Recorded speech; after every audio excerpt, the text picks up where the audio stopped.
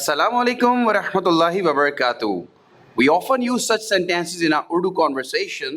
हमें अक्सर ऑफिस जाना पड़ता है, मुझे तुमसे बात करनी है, क्या तुम्हें क्लास लेनी है, अहमद को जनरेटर ऑन करना पड़ता है, शाजिया को कपड़े नहीं धोने हैं.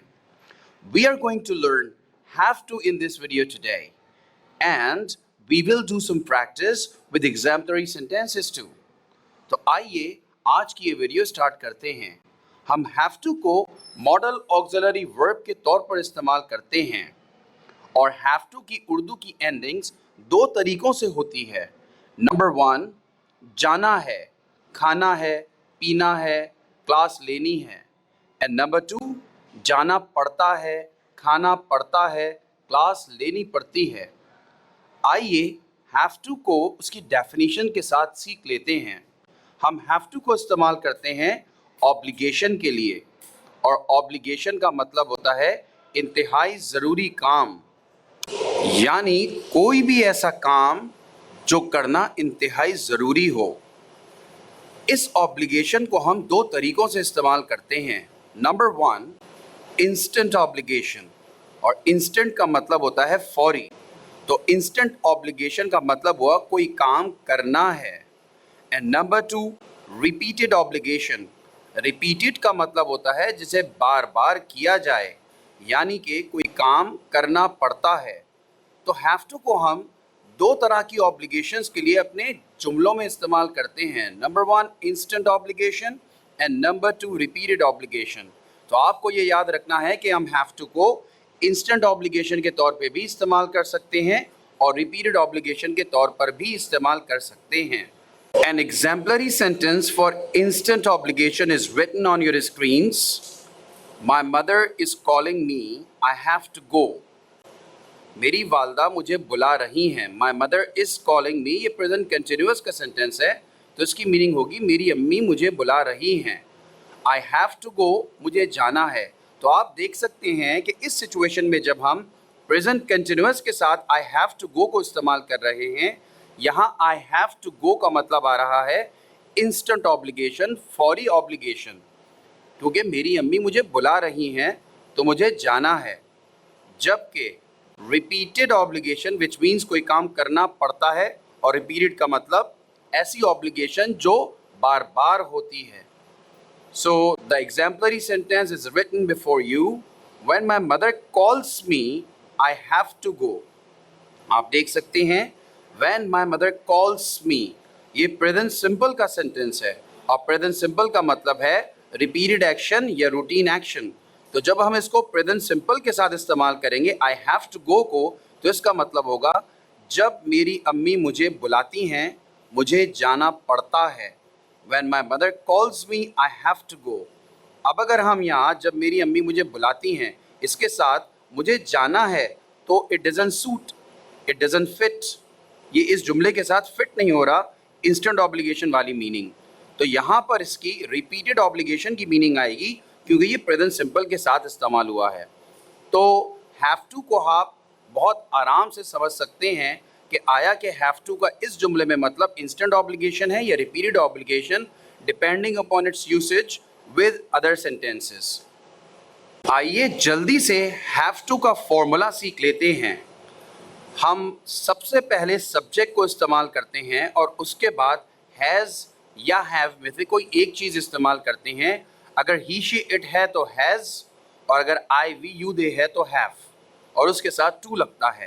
तो ये हो जाता है हैज़ टू या हैव टू, और उसके बाद वर्ब की फर्स्ट फॉर्म लगाते हैं और आखिर में ऑब्जेक्ट का इस्तेमाल करते हैं. नेगेटिव सेंटेंसेस के लिए हम डू या डज का इस्तेमाल करते हैं नॉट के साथ, depending upon the pronoun we are using. अगर ही शी इट के साथ इस्तेमाल कर रहे हैं तो डज नॉट, और अगर आई वी यू दे के साथ इस्तेमाल कर रहे हैं तो डू नॉट. और नेगेटिव सेंटेंसेस में हम हैज़ टू को कतई इस्तेमाल नहीं करते, सिर्फ हैव टू को इस्तेमाल करते हैं और उसके बाद फर्स्ट फॉर्म और ऑब्जेक्ट. जबकि इंटरोगेटिव सेंटेंसेस बनाने हो तो हम पहले डू या डज का इस्तेमाल करते हैं, और अगर ही शी इट है तो डज ही, डज शी, और अगर आई वी यू दे है तो do I, do we, do you, और उसके बाद हैव टू का इस्तेमाल करते हैं फर्स्ट फॉर्म और आखिर में object. Let's go through some examples of have to. ताकि हमें पता चले कि हम हैव टू को इंस्टेंट ऑब्लिगेशन या रिपीटेड ऑब्लिगेशन के लिए किस तरह इस्तेमाल करते हैं। So the first example is written before you on your screens. मुझे तुमसे बात करनी है। मुझे तुमसे बात करनी है, इस जुमले को पढ़कर हमें समझ में आ रहा है कि ये इंस्टेंट ऑब्लिगेशन है, फौरी ऑब्लिगेशन है, रिपीटेड ऑब्लिगेशन नहीं है। तो इसकी इंग्लिश होगी I have to talk to you. मुझे तुमसे बात करनी है, I have to talk to you. Next example is Shifa को घर के काम करने पड़ते हैं। अब इस सेंटेंस को सुनकर ही समझ में आ रहा है कि ये रिपीटेड ऑब्लिगेशन है, इंस्टेंट ऑब्लिगेशन नहीं है। शिफा को घर के काम करने पड़ते हैं, तो रिपीटेड ऑब्लिगेशन के लिए हम हैज़ टू या हैव टू को ही इस्तेमाल करते हैं। यहाँ पर शिफा है तो उसके साथ हैज़ टू आएगा। Shifa has to do home chores. Shifa has to do home chores. Next example is हमें जनरेटर चलाना पड़ता है, तो ये भी सुनकर ही समझ में आ रहा है कि रिपीटेड ऑब्लिगेशन है। We have to switch on the generator. We have to switch on the generator. हमें जनरेटर चलाना पड़ता है। And next example is क्या तुम्हें कहीं जाना है? और ये इंटरोगेटिव सेंटेंस है have to का, और इसमें हम आप बताएं इंस्टेंट ऑब्लिगेशन की बात कर रहे हैं या रिपीटेड ऑब्लिगेशन की। जी हाँ, यहाँ इस सेंटेंस में हम इंस्टेंट ऑब्लिगेशन की बात कर रहे हैं। क्या तुम्हें कहीं जाना है? Do you have to go somewhere? Do you have to go somewhere? और लोगों को लाइन में लगना पड़ता है, ये रिपीटेड ऑब्लिगेशन है। People have to stand in queue. People have to stand in queue. सारा को इतवार को भी क्लास लेनी पड़ती है, तो इसका मतलब है कि हर इतवार को लेनी पड़ती है, तो ये रिपीटेड ऑब्लिगेशन है। Sarah has to attend class even on Sunday. Sarah has to attend class even on Sunday. उसे कहीं नहीं जाना है। He does not have to go anywhere. He does not have to go anywhere. उसे कहीं नहीं जाना है। हमारे यहाँ यूपीएस है, हमें जनरेटर नहीं चलाना पड़ता है। इस सिचुएशन से पता चल रहा है कि हमारे पास यूपीएस है, तो वो यूपीएस खुद ब खुद ऑन हो जाता है जब भी लाइट जाती है, तो हमें जनरेटर नहीं चलाना पड़ता है। ये भी रिपीटेड ऑब्लिगेशन है। इसकी इंग्लिश होगी वी हैव यूपीएस। हमारे यहाँ यूपीएस है। We have UPS. We do not have to run generator. हमें जनरेटर नहीं चलाना पड़ता है। We do not have to run generator. मैं घर से काम करता हूँ, मुझे ऑफिस नहीं जाना पड़ता। I work from home. I do not have to go to office. मैं घर से काम करता हूँ, प्रेजेंट सिंपल है, आई वर्क फ्रॉम होम, और मुझे ऑफिस नहीं जाना पड़ता, नेगेटिव सेंटेंस है रिपीटेड ऑब्लिगेशन का। I do not have to go to office.